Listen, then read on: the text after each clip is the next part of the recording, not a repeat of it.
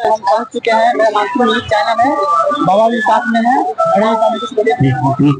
नमस्ते, प्रणाम। और इनके चैनल को सपोर्ट करिए। आज हम लोग आए हैं भोला बाबा इवेंट्स के माध्यम से, रंजना दीदी के आशीर्वाद से पूरी टीम को लेकर के। अनुपमा दीदी भी आई हुई हैं और जैसा कि देख रहे हैं जंशराज का पूरा पंडाल लगा हुआ है और मस्त तैयारी हो रखी है।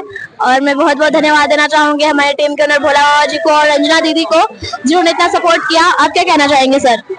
बहुत अच्छा, इसी तरह प्यार आशीर्वाद आप सभी लोग भोला बाबा इवेंट्स पे बनाए रखिए और सेवा करने का मौका देते रहिए। आज हम सब लोग जन स्वराज पार्टी एवं प्रशांत किशोर जी के रैली में प्रोग्राम करने आए हमारे माननीय दीदी रंजना कुमारी दीदी के आशीर्वाद से। और यहाँ पर एक से कलाकार आने वाले हैं, जैसे गोलू राजा जी है, अनुपमा दीदी है, रितेश पांडे जी भी है और बहुत तमाम कलाकार है, संजना जी है, सुरेश चंचल जी है, राहुल रही जी है, अपना भोला बाबा एंटरटेनमेंट की पूरी टीम यहाँ आज कुछ ही क्षणों में।